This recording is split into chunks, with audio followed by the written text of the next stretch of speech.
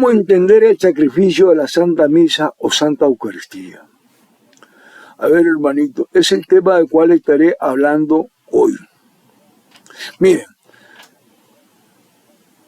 las sectas protestantes siempre van a cuestionar diciendo por qué los católicos resacrifican a Cristo continuamente. Y no solo eso, lo hacen todos los días los sacerdotes en un altar, cuya celebración llaman eucarística o misa del Señor. A ver, pastor, escuche esto que le voy a decirle, para que lo entienda y le quede claro. Y a usted, hermanito católico, la Iglesia Católica tiene montañas, y lo digo una vez más, montañas de evidencia bíblica para hablar de la Santa Misa o Santa Eucaristía. Hay muchísimos testimonios que están en las Sagradas Escrituras. Primero, el testimonio histórico, que se enmarca muy bien en el plan de salvación. Segundo, lo revelado por Dios. Ahora, si la Iglesia Católica se opone a la doctrina protestante, es porque está clara que en los textos bíblicos hay suficiente evidencia, porque están ahí. Y al protestante solo le va a quedar el berrido y tergiversar y manipular las escrituras en sus propios intereses. Así las sectas demuestran su desacuerdo con la doctrina católica. Entonces sepan que los católicos sí leemos la Biblia a través del cristal de la tradición que lleva más de 2000 años. Y las sectas protestantes apenas 500 años, y ellas interpretan a su manera y por la vía deliberada las escrituras. Mi nombre es Ángel Gallo, soy licenciado en teología, católico, nicaragüense. Y antes de empezar, pongámonos en las manos del Señor Jesús. Amado Señor Jesús, te doy gracias por el regalo de la vida y por la familia que me has dado. Te doy gracias por la salud que me sostiene. Te doy las gracias, Señor, por el techo que me cobija y por el amor que me rodea cada día. Solo te pido, Señor Jesús, que guíes mis pasos con sabiduría, paz y amor. Y que hoy pueda ser instrumento de tu bondad. Que así sea. Amén. Bendito seas y alabado, Señor Jesús, hoy y siempre. Gracias, Padre Celestial, por darme esta oportunidad de poderme comunicar con todos mis hermanos católicos y con los hermanos protestantes. Y que esto sirva de mucha ayuda para la comprensión de la doctrina católica. Que así sea. Gracias, Señor. A ver, hermanito.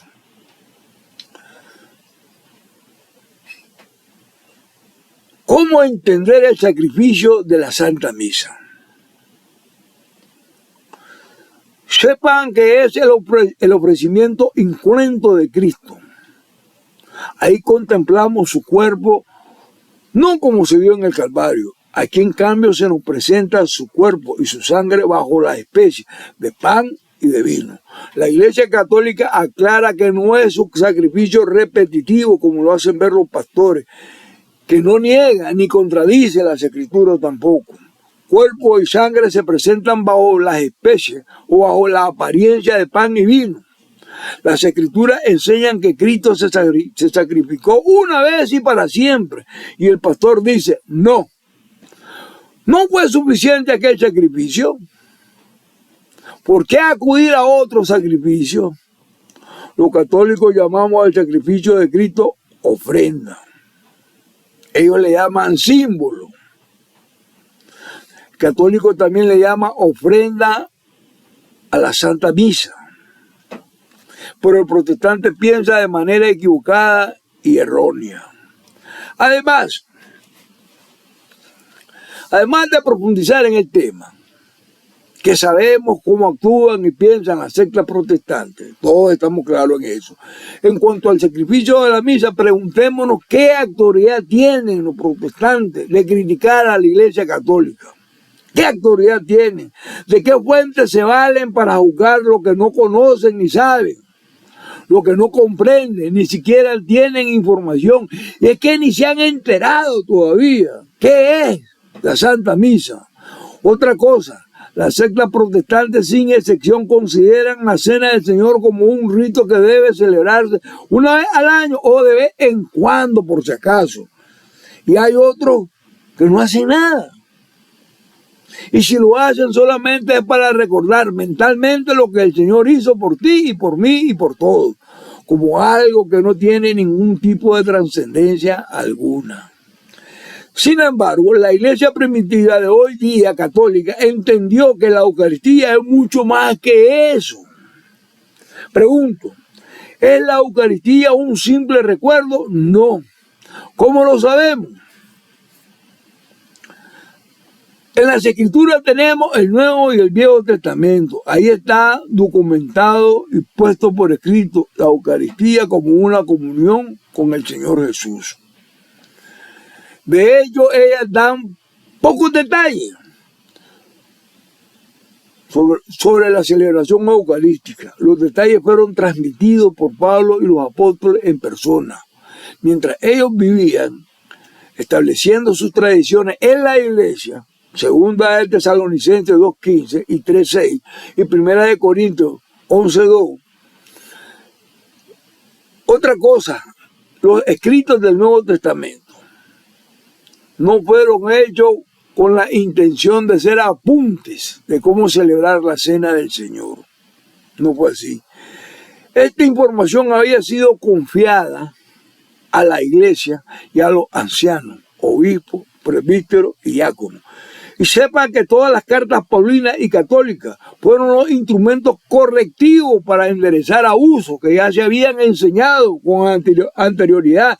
Y entonces, antes de explicar lo que es verdaderamente la Eucaristía, te voy a decir algo. Tú puedes ir a la Biblia, suponiendo que todas las explicaciones con detalle estén ahí, sean estas explícitamente como implícitamente, claramente expresada, como si fuese una guía o un manual de cómo celebrar la Cena del Señor. Hermanito, las cosas no suceden así. Otra cosa es que aunque la secta protestante, heredero del pensamiento luterano, aclaro, herederos del pensamiento luterano o de la mal llamada reforma protestante, todas ellas en la actualidad tengan tanta inconsistencia en su doctrina que no solo niegan la Eucaristía o la Cena del Señor, sino que también niegan el bautismo, llegando a afirmar que no tienen ningún valor en el plan de la salvación, que llaman dispensación y que en la Iglesia Católica llamamos plan de economía de salvación. Ahora, si has puesto atención, te habrás dado cuenta que por más de 1500 años siempre hubo una sola celebración eucarística. Nunca hubo contradicción. Desde el primer siglo de la historia de la Iglesia Católica hasta que aparecen los mal llamados reformadores protestantes, abriendo la secta las compuertas de la confusión por la libre interpretación y el juicio privado que hacen sobre las Escrituras. Ese es un grave error. Sin embargo, voy a decirte que no habían pasado ni 50 años después de haberse publicado las 95 tesis de Lutero cuando estas fueron editadas en alemán y que llevaba por título 200 definiciones de las palabras "esto es mi cuerpo". Lo dice Lutero. No lo dice la Iglesia Católica. Y Lutero decía lo siguiente. Escuche bien esto, porque esto son palabras de Lutero.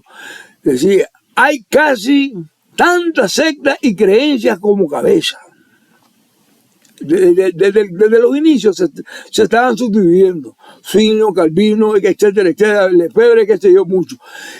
Estas no admiten el bautismo. Aquella rechaza el sacramento del altar. Un tercero dice que hay un mundo intermedio entre el presente y el día del juicio. Y no falta quien enseñe que Jesucristo no es Dios. No hay nadie, sin embargo, por más bufón que sea, que no afirme que él está inspirado por el Espíritu Santo. Todos los pastores lo dicen. Y que no considere como profecía sus sueños y desvaríos. Esto es increíble. Esa es la actitud de los pastores modernos de hoy en día. Ya Lutero se los había profetizado. Su propio creador le había profetizado todo esto. Estas palabras de Lutero, reconociendo el error cometido, habiendo caído en herejía y apostasía, la celebración eucarística fue recibida en herencia de los mismos apóstoles y no por medio de manuales o por cartas apostólicas que vendrían luego. La Iglesia Universal Católica fue la depositaria de esta información. Tal enseñanza fue entregada a las futuras generaciones en este sentido. La Iglesia habla de la sagrada tradición, considerando a los padres apostólicos y los padres de la Iglesia como testigos auténticos y oculares, transmisores de la tradición apostólica, depositada en la Iglesia a modo como un hombre rico deposita su dinero en un banco. Este hecho, como fuente que marcó los primeros siglos, se pone en total oposición al principio luterano que establece la sola escritura, otra mentira luterana, porque esta simplemente nunca existió. Los padres de la Iglesia se opusieron a todas aquellas doctrinas que decían ser bíblicas, pero que no contaban con el apoyo de la enseñanza de las escrituras y la tradición apostólica constante.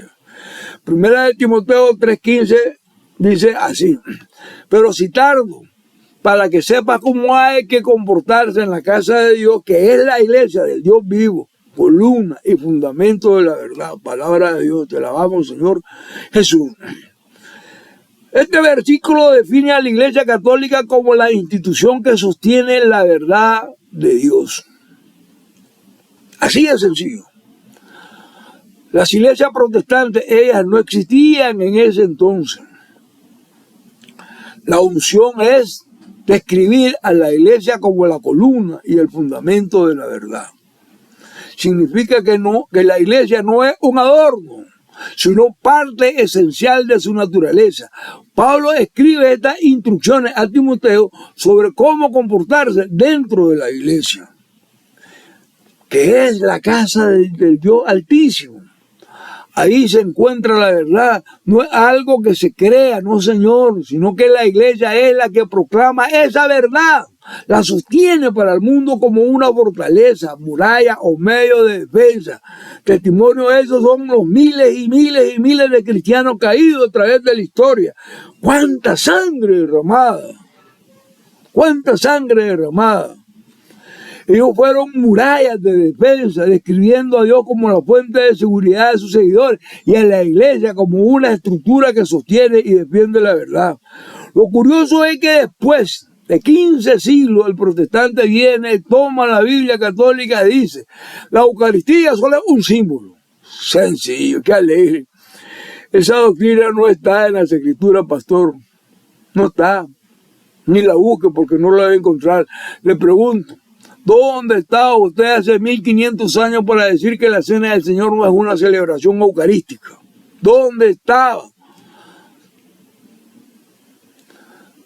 La tradición de la iglesia no dice que no es un mero símbolo, porque está en las Escrituras, 1 Corintios 10, 16, 17, ahí está. Me pregunto, ¿qué es la misa? Para que lo entendamos, vamos a escarbar un poco a ver qué significa la palabra misa.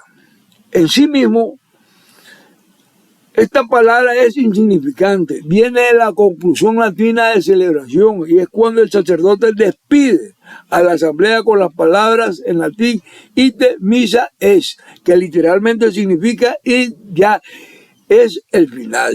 Hoy el sacerdote dice puedes ir en paz.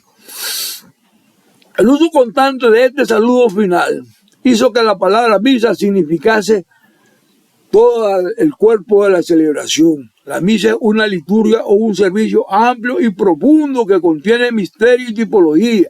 Incorpora la belleza y el poder de la pasión de Cristo recreándola frente a nuestros ojos. Es un símbolo y es real del lenguaje simple y a la vez tipológico. Contiene toda la dignidad profunda, simbolismo y realidad. Hondura espiritual que se esperaría del acto del culto central de la iglesia fundada por Jesucristo y los apóstoles, e incorpora toda la tipología del Antiguo Testamento, que era su sombra y algo más. La misa fue profetizada por Malaquías. Escuchemos Malaquías 1:11, como lo dice.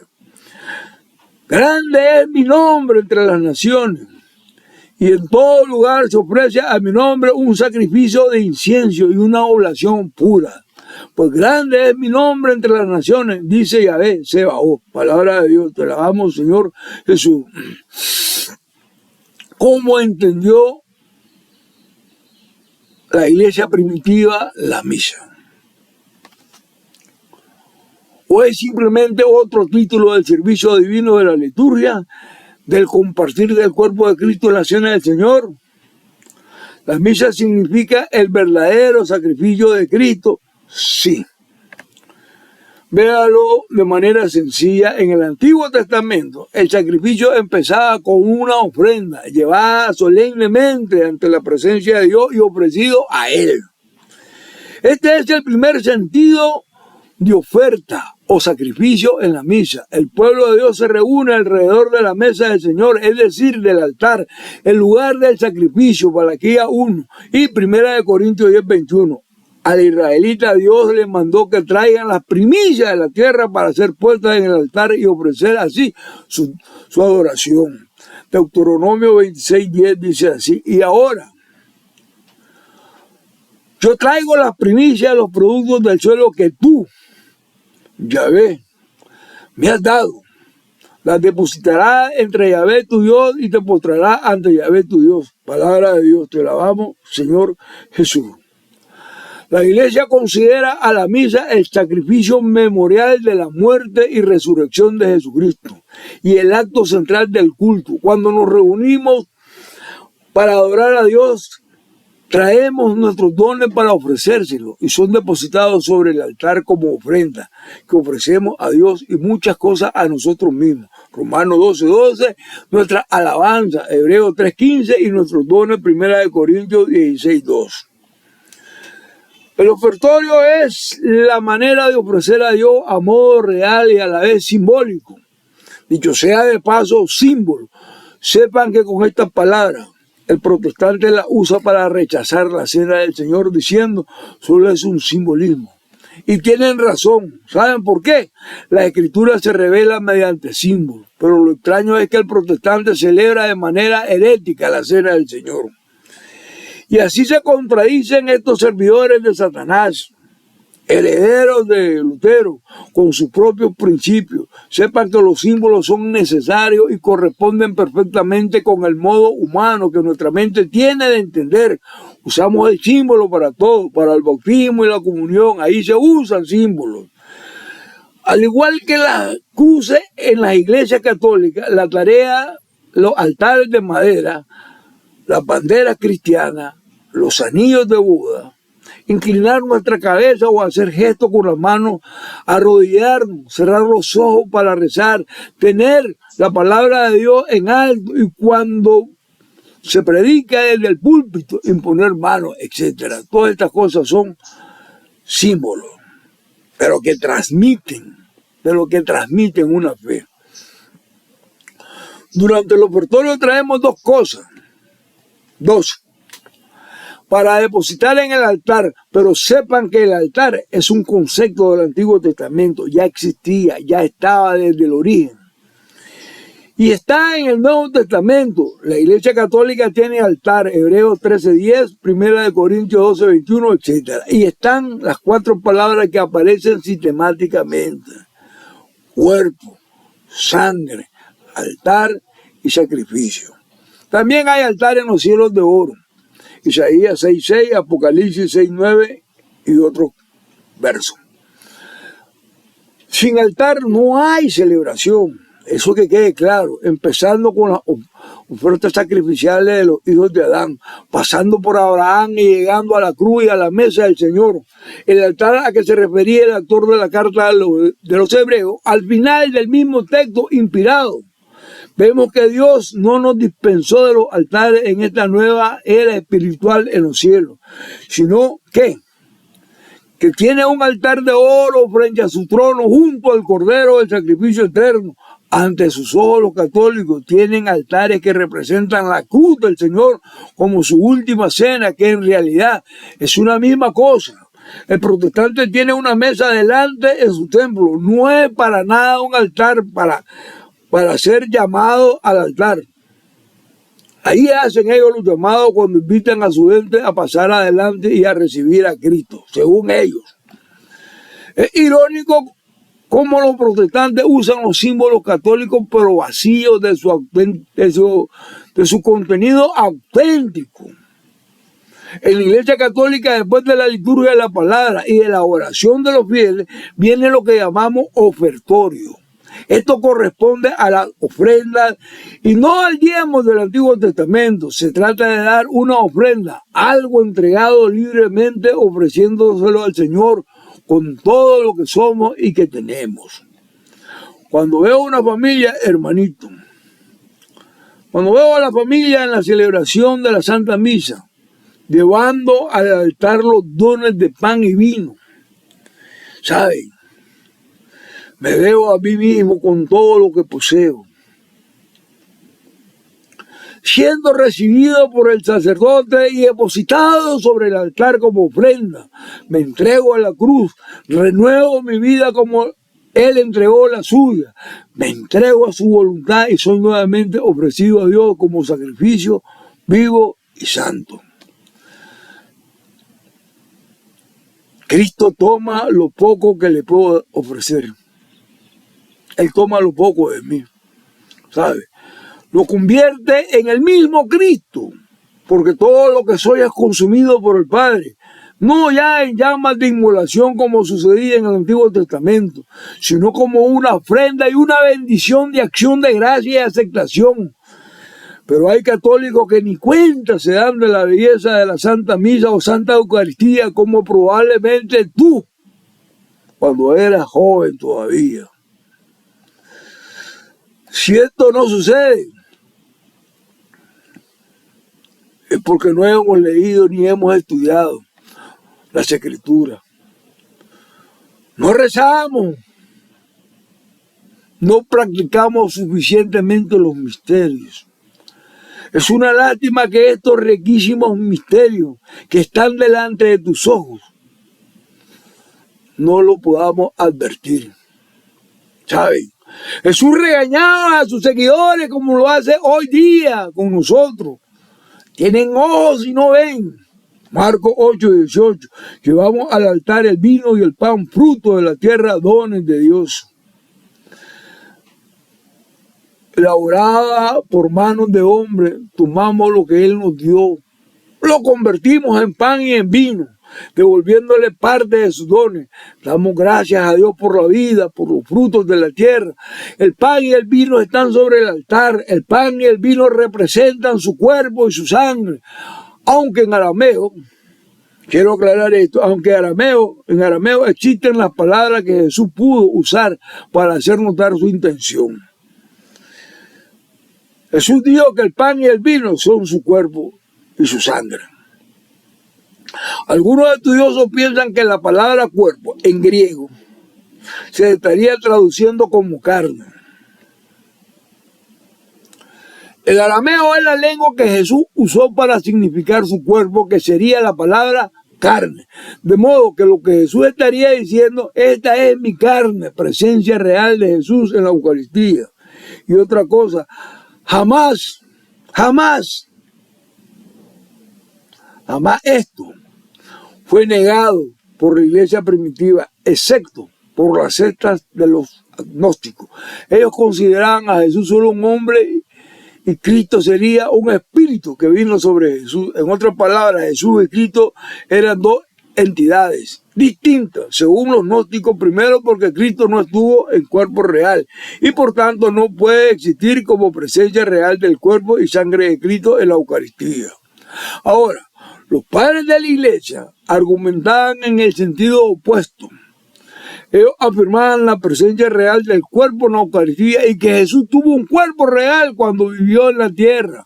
Pero resulta llamativo que los mismos argumentos de los gnósticos, esto es increíble lo que voy a decir, que estos mismos argumentos de los gnósticos sean los mismos que la secta protestante razonan y toman como verdad. Siguen, en vez de recibir las tradiciones y enseñanzas de la Iglesia primitiva católica, niegan todo. Este era el sentir de esta primera comunidad. Tenían un solo pensar en la Iglesia hasta bien llegado al siglo IX. Ahora, es importante saber que en el siglo XVI surgieron otras enseñanzas que negaban la Eucaristía, interpretando las palabras del Señor de modo simbólico. Esto no es nuevo, así piensan los protestantes. Solo imagínense a Jesús siendo interrumpido por Juan mientras dice: este es mi cuerpo. Y Juan, apresurándose a corregirle, le dice: no señor, ese no es tu cuerpo, solo simboliza tu cuerpo. Habría sido así.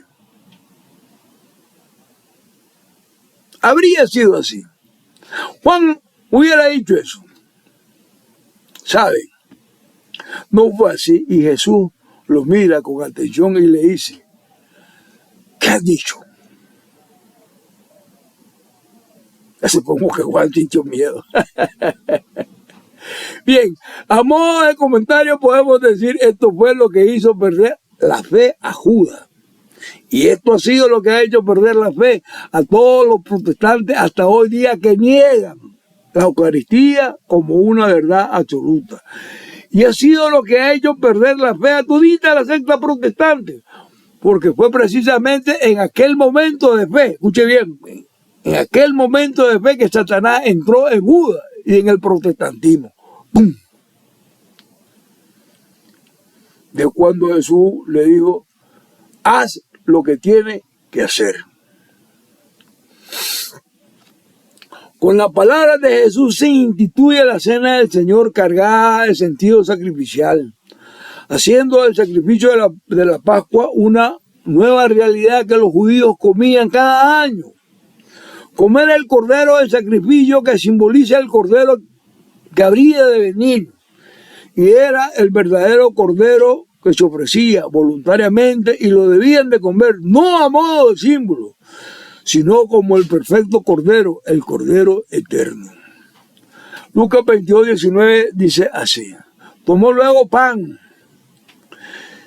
y dadas las gracias, lo partió y se lo dio diciendo: este es mi cuerpo que es entregado por vosotros.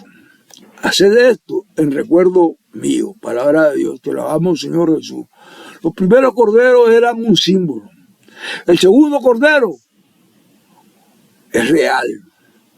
Los judíos previamente comían el símbolo, mientras que el nuevo pueblo de Dios come el cordero real. Aquí termino. Aquí concluyo. No le quito más tiempo, hermanito.